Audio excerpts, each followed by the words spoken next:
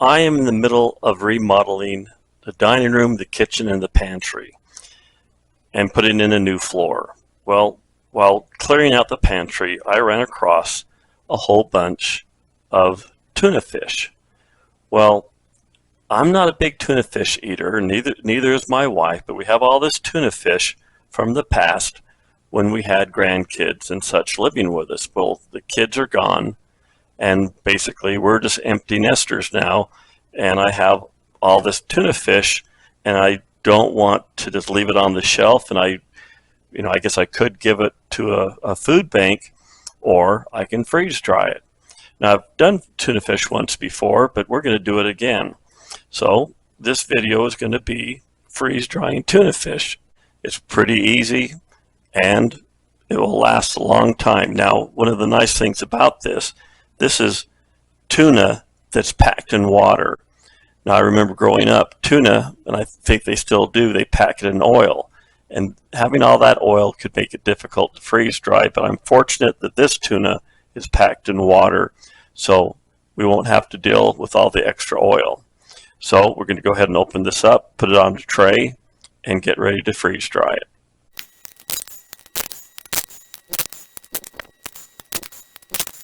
So I have here 8 cans of tuna fish.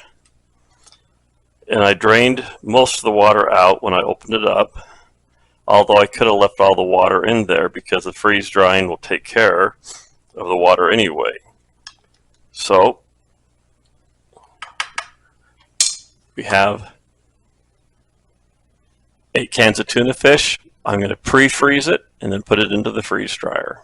This is the tuna right out of my freeze dryer, and I thought that the smell of the fish would taint the other food I had in my freeze dryer, but it didn't. I had some cheddar cheese and some mixed vegetables, but the smell and the taste of the tuna did not go over onto the other food, so that's a good sign.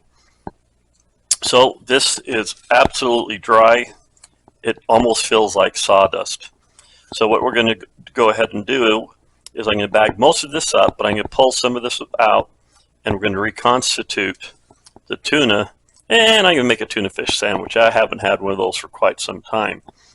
Now, when rehydrating the tuna, I could, if I wanted to, put the water back in by weight, but in this case, I'm just going to add water until it comes back to a texture suitable to make a tuna fish sandwich. So to make my sandwich, I'm going to put a little bit of mayo in there and some celery salt and some homemade pickle relish.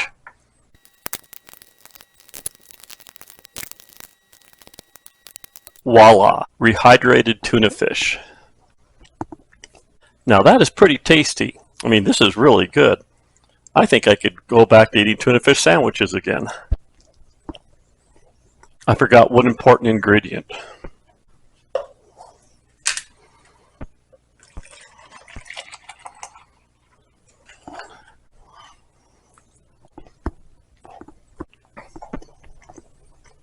If you haven't tried it, I think you should. Try freeze drying tuna fish. It works out really good. Thank you for your time. Please subscribe, and I'll send you another video soon.